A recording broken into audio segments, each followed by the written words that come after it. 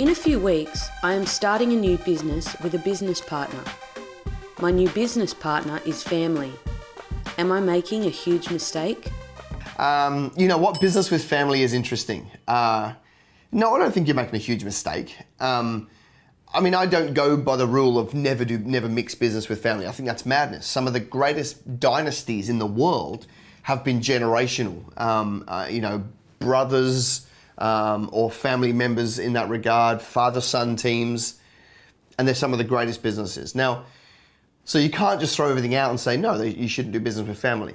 I would say that if you're going to abdicate all responsibility, then don't do business with family. I personally think that family business can be very, very, very well done.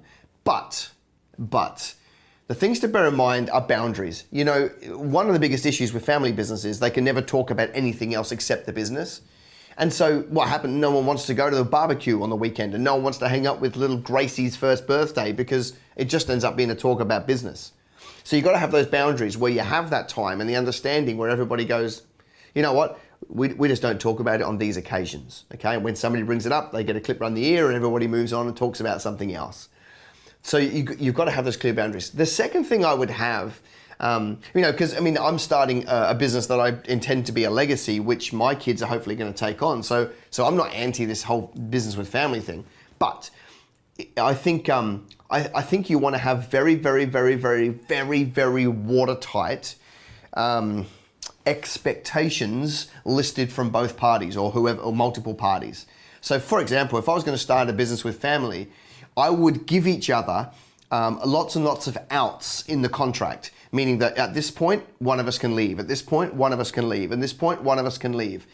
And so at the very, very, very start of the relationship, I would spend tons of time documenting, if this happens, then this happens. And if this happens, then this happens. And if this happens, this happens. And what it does is it means that, this series of events triggers this outcome. It was already pre-thought, and there's not going to be, a massive division later on. And it could be that in 6 months after we start, the business is worth zero, so anyone can go their own separate way. 12 months, it has some value. If it's turning over this, then we'll give the value this, and one of us can leave and they're going to get paid this. And thought through all of those scenarios so that it just becomes triggering a series of events. If it does go bad and if one of the parties wants to go out, then it's already documented. It says, okay, well, we said that in year 3, we'll get a valuation according to this formula, and one party will get X because of that. And so here we go, here's X, see you later, or however you do it. And it means that you're just not going to get that ego get in the way of, well, I think it's worth more than you think it's worth, and now we're going to fight over this thing forever. You already pre-design all that. It's hard to do, but it's easier to do at the front than it is at the back 4 years later when there's money at stake and everyone's got their greedy claws out wanting their slice of the pie. Much easier to do the hard work up front. It also means that when that's documented and there's way less gray areas, it's less likely for one of the parties to go rogue, because they just know exactly what they're in for, and you can't pull the wool over each other's eyes and that sort of thing. So I would say certainly do business with family. I intend to. I think that some of the greatest businesses that I've looked up to over the years have been family businesses, either father sons or whatever the makeup is, and they are absolutely wonderful.